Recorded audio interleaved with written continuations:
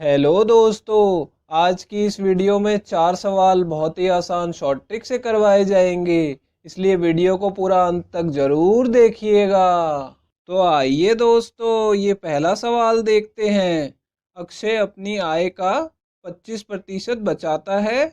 यदि उसके व्यय में 23% तथा उसकी बचत में 31% की वृद्धि होती है तो उसकी आय में कितने प्रतिशत वृद्धि हुई होगी, ये हमें बताना है दोस्तों। दोस्तों, इस सवाल को करने की आज मैं आपको बहुत ही आसान शॉर्ट ट्रिक बताने वाला हूँ, इसे ध्यान से देखिएगा। देखिए दोस्तों, यहाँ पे क्या बोला जा रहा है कि अक्षय अपनी आय का 25% बचाता है। ठीक है, यानी उसकी बचत कितनी है दोस्तों, 25% है। तो मैं यहाँ पे लिख देता हूँ कि बचत जो है वो 25% है। ठीक है दोस्तों, यहाँ पे 25% लिख दिया मैंने।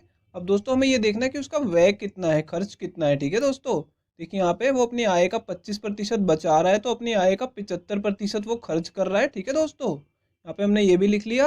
अब दोस्तों हमें इन दोनों का अनुपात निकाल लेना है। कैसे निकालेंगे, बिना प्रतिशत लगाए हमें इन्हें लिख लेना है। ठीक है, 75 और यहाँ पे रेशो में 25 लिख लेना है। ठीक है दोस्तों, तो हमने अनुपात लिख लिया। अब इन्हें दोस्तों काट लेंगे, अनुपात में है तो। ठीक है, 25 से हम काटेंगे तो ये कितना आ जाएगा, 1 आ जाएगा। और यहाँ पे व्यय कितना आ जाएगा, 3 आ जाएगा। ठीक है दोस्तों, यानी उसका व्यय यदि 3 है तो उसकी बचत कितनी है दोस्तों, 1 है। ठीक है, सबसे पहले आपको व्यय और बचत का अनुपात निकाल लेना है। ठीक है दोस्तों, अब देखिए दोस्तों, आपको समझाने के लिए मैंने यहाँ पे पहले से लिखा हुआ है आय, व्यय और बचत। ठीक है, तो ये जो हमने अनुपात निकाला है दोस्तों, इसका यूज़ हम यहाँ पे करेंगे। देखिए दोस्तों, अगर मैं इन दोनों को जमा कर देता हूँ, व्यय को और बचत को, तो वो किसके बराबर आ जाएगा दोस्तों, आय के बराबर। क्योंकि वो जितना कमाता है उसी में से वो खर्च भी करता है और बचत भी करता है। ठीक है, तो इस अनुपात को मैं इसके नीचे लिख दूंगा। ठीक है दोस्तों, यहाँ पे देखिए वो 3 खर्च करता है तो वो 1 बचाता है। ठीक है, यहाँ से देख के मैंने इतना लिख लिया। अब इन दोनों को जमा करेंगे तो कितना आ जाएगा दोस्तों, आय हमारी कितनी आ जाएगी, 4 आ जाएगी। ठीक है, 3 जमा 1 यानी 4 आ गया। ठीक है, यहाँ तक आपको कर लेना है दोस्तों, उसके बाद ही क्वेश्चन बहुत ही आसान हो जाएगा। देखिए यहाँ पे बोल रहा है कि व्यय में 23% की वृद्धि हो रही है। ठीक है, तो यहाँ से देख के मैं क्या करूँगा, देखिए व्यय में वृद्धि हो रही है तो यहाँ पे 23 से गुणा कर दूंगा इसे। ठीक है दोस्तों, और यहाँ पे क्या बोला जा रहा है कि बचत में 31% की वृद्धि होती है। ठीक है, तो बचत में क्या करूँगा, 31 से गुणा कर दूंगा। ठीक है, और आय में कितनी वृद्धि होती है दोस्तों, इसे x मान लेता हूँ। ठीक है, तो x का गुणा कहाँ करूँगा, यहाँ पे आय में। ठीक है, यहाँ तक हमने कर लिया। अब इसे सॉल्व कर लेंगे दोस्तों। ठीक है, देखिए यहाँ पे आएगा 69 और जमा में 31 एकम 31 आ जाएगा। ठीक है, और यहाँ पे कितना आएगा दोस्तों, 4x आ जाएगा। तो यहाँ पे देखिए इसको 4x ही लिखा रहने दूंगा, इनको जमा करेंगे तो 100 आ जाएगा।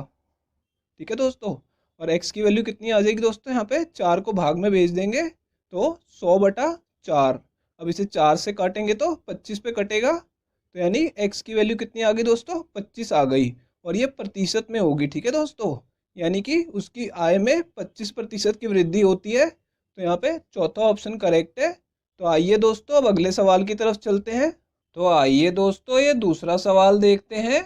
एक दुकानदार ने 100 रुपये में 35 अंडे खरीदे तो 25% का लाभ कमाने के लिए उसे 100 रुपये में कितने अंडे बेचने होंगे, ये हमें बताना है दोस्तों।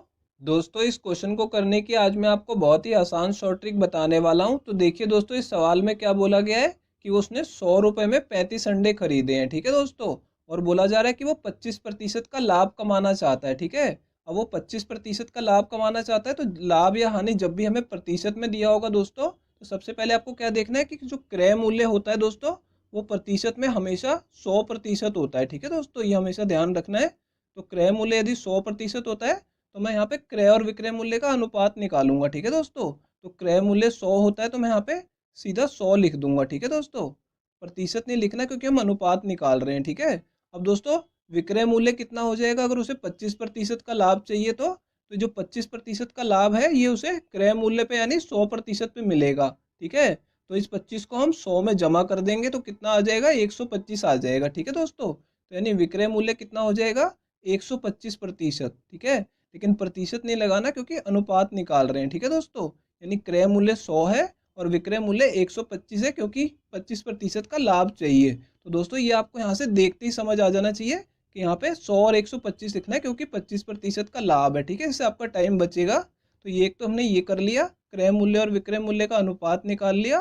और दूसरा दोस्तों इसमें क्या करना है, यहाँ पे देखिए अंडों की संख्या की बात हो रही है कि उसने 35 अंडे खरीदे हैं और पूछा जा रहा है कितने अंडे उसे बेचने होंगे। ठीक है, तो उसने 100 रुपये में खरीदे हैं और 100 रुपये में ही पूछ रहा है कि कितने बेचने हैं। ठीक है दोस्तों, तो यहाँ पे संख्या का हमें अनुपात निकाल लेना है। तो यहाँ पे मैं लिख देता हूँ आपको समझाने के लिए कि जो संख्या का अनुपात है वो क्या होगा, हमें यहाँ से देख के लिखना है बस कि उसने 35 अंडे खरीदे हैं।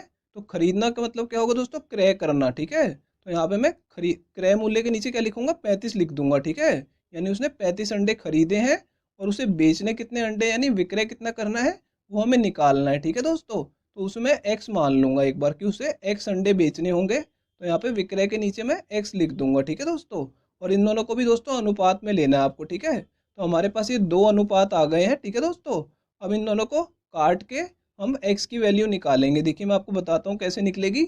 ये दोनों अनुपात में है तो इन दोनों को मैं 25 से काट लूंगा। ठीक है दोस्तों, यहाँ पे 4 आ जाएगा 25 से काटने पे, और इसे 25 से काटेंगे तो 5 आ जाएगा। ठीक है दोस्तों, अब देखिए दोस्तों इसे 5 से काटूंगा तो 1 आ जाएगा और इसे 5 से काटूंगा तो 7 आ जाएगा। ठीक है दोस्तों, इस तरफ अब काटने के लिए कुछ नहीं बचा तो इन दोनों को गुणा कर लीजिए। तो यहाँ पे x आ जाएगा और इन दोनों को भी गुणा कर लीजिए दोस्तों, तो 28 आ जाएगा। ठीक है दोस्तों, अब इन दोनों के बीच में बराबर का निशान लगा दीजिए तो x की वैल्यू सीधी आ गई दोस्तों 28। तो हमने x किसको माना था कि उसे 100 रुपये में कितने अंडे बेचने होंगे, उसे हमने x माना था। तो यानी उसे 100 रुपये में 28 अंडे बेचने होंगे। ठीक है दोस्तों, तो ये दूसरा ऑप्शन करेक्ट है। तो आइए दोस्तों अब अगले सवाल की तरफ चलते हैं। तो आइए दोस्तों ये तीसरा सवाल देखते हैं। एक दुकानदार को 48 मीटर कपड़ा बेचने पर 12 मीटर कपड़े के विक्रय मूल्य के बराबर हानि होती है, तो उसे कितने प्रतिशत की हानि होती है ये हमें बताना है दोस्तों। तो देखिए दोस्तों इस सवाल में क्या दिया हुआ है कि एक दुकानदार को 48 मीटर कपड़ा बेचने पर 12 मीटर कपड़े के विक्रय मूल्य के बराबर हानि होती है। तो इसमें दोस्तों क्या शॉर्ट ट्रिक लगेगी, यहाँ पे देखिए दोस्तों सबसे पहले आपको क्या ध्यान देना है कि यहाँ पे विक्रय मूल्य के बराबर हानि दी हो। ठीक है, तो विक्रय मूल्य के बराबर लाभ दिया हो तो भी इसमें ट्रिक लग जाएगी, और विक्रय मूल्य के बराबर हानि दी हो तो भी ये ट्रिक लग जाएगी। ठीक है दोस्तों, तो देखिए दोस्तों आपको क्या करना है, यहाँ पे देखिए दोस्तों 12 मीटर के बराबर हो रही है हानि। ठीक है, तो सबसे पहले क्या करना है दोस्तों, यहाँ पे 12 लिख लेना है। ठीक है, ऊपर 12 लिख लिया। अब देखिए दोस्तों हानि हो रही है तो मैं आपको ट्रिक बता रहा हूँ कि कैसे लगानी है। 48 मीटर कपड़ा बेचने पे 12 मीटर की हानि हो रही है तो 48 और 12 को जमा कर देना है। ठीक है दोस्तों, अगर हानि होगी तो 48 को और 12 को जमा कर देना है। ठीक है दोस्तों, भाग में। ठीक है, और गुणा कर देना है दोस्तों इसे 100 से। अगर दोस्तों यहाँ पे लाभ दिया होता तो यहाँ पे घटा देते। ठीक है दोस्तों, ये ध्यान रखना है, हानि में जमा करना है और लाभ में घटा देना है। ठीक है दोस्तों, लेकिन यहाँ पे ये जरूर देख लीजिएगा कि विक्रय मूल्य के बराबर ही हो रहा हो। ठीक है दोस्तों, यहाँ पे इसे सॉल्व कर लेते हैं। अब देखिए दोस्तों यहाँ पे 12 को मैं ऐसे ही लिखा रहने दूंगा और नीचे कितना आ जाएगा, 60 आ जाएगा, और गुणा कर देंगे इसे 100 से। अब देखिए दोस्तों 12 से काटेंगे इसे तो 1 आएगा, इसे 12 से काटेंगे तो 5 आ जाएगा, और 5 से जब मैं 100 को काटूंगा तो ये 20 पे कटेगा, तो कितना आ जाएगा दोस्तों, 20% आ जाएगा। ठीक है दोस्तों, यानी उसे 20% की हानि हो रही है। ये तीसरा ऑप्शन करेक्ट है दोस्तों। तो दोस्तों ये तो मैंने आपको शॉर्ट ट्रिक से बता दिया। अगर इसका फुल मेथड आप सीखना चाहते हैं तो वो मैंने एक अलग वीडियो में बताया है, उसका लिंक मैं आपको डिस्क्रिप्शन बॉक्स में दे दूंगा। तो आइए दोस्तों अब अगले सवाल की तरफ चलते हैं। तो आइए दोस्तों ये चौथा सवाल देखते हैं। एक कार 48 किलोमीटर प्रति घंटा की चाल से किसी निश्चित दूरी को 11 घंटे में तय करती है, तो समान दूरी को 6 घंटे में तय करने के लिए उसे अपनी चाल में कितनी वृद्धि करनी होगी ये हमें बताना है दोस्तों इस क्वेश्चन को करने की आज मैं आपको बहुत ही आसान शॉर्ट ट्रिक बताने वाला हूं। तो देखिए दोस्तों यहाँ क्या बोला जा रहा है कि एक कार 48 किलोमीटर प्रति घंटा की चाल से किसी दूरी को 11 घंटे में तय कर लेती है। अब उसे 6 घंटे में उसी दूरी को तय करने के लिए पूछा जा रहा है कि अपनी चाल में कितनी वृद्धि करनी होगी। ठीक है दोस्तों, यानी हमें पहले का समय दिया हुआ है और अब उसे कितना समय लगना चाहिए वो भी दिया हुआ है। ठीक है दोस्तों, तो सबसे पहले हम क्या करेंगे, जो समय दिया है इसका अनुपात में लिख लेंगे। ठीक है दोस्तों, तो मैं आपको समझाने के लिए यहाँ पे समय लिख रहा हूँ। क्वेश्चन में पेपर में आपको ये नहीं लिखना होगा। देखिए दोस्तों पहले उसे 11 घंटे का समय लग रहा था तो मैंने यहाँ पे पहले के नीचे 11 लिख दिया। ठीक है, अब उसे कितना समय लगना चाहिए, 6 घंटे का, तो यहाँ पे मैंने 6 लिख लिया। और दोस्तों इन्हें अनुपात में ले लेना है। ठीक है, अब देखिए दोस्तों यहाँ पे चाल हमें दी हुई है। ठीक है, तो यहाँ पे चाल का भी मैं अनुपात ले लूंगा इसके नीचे। देखिए दोस्तों चाल कितनी दी हुई है, उसे पहले कितनी चाल थी उसकी 48 थी, तो पहले के नीचे मैं 48 लिख लूंगा। ठीक है दोस्तों, और अब उसकी चाल कितनी होनी चाहिए वो हमें पता नहीं है, तो मैं एक बार उसे x मान लूंगा। ठीक है दोस्तों, कि उसकी चाल x किलोमीटर प्रति घंटा होनी चाहिए। तो ये भी अनुपात आ गया दोस्तों। तो ये दो अनुपात हमारे पास आ गए हैं, इन्हें काट के हम x की वैल्यू निकाल लेंगे। ठीक है दोस्तों, अब देखिए दोस्तों, ये दोनों 6 से कट रहे हैं, तो मैं इसे 6 से काटूंगा तो 1 आ जाएगा, इसे 6 से काटूंगा तो दोस्तों 8 आ जाएगा। ठीक है, अब यहाँ पे इन दोनों को गुणा कर लेना है, तो x आ जाएगा, इन दोनों को गुणा करेंगे तो 88 आ जाएगा। ठीक है दोस्तों, यानी कि उसकी चाल कितनी आ गई है दोस्तों, नई चाल 88 की चाल से अगर वो चलेगी तो वो 6 घंटे में उसी दूरी को तय कर लेगी। ठीक है दोस्तों, लेकिन ये तो चाल आई है, हमें क्या पता लगाना है कि कितनी वृद्धि करनी होगी। तो पहले की चाल कितनी है दोस्तों, 48, और अब नई चाल कितनी है उसकी, 88।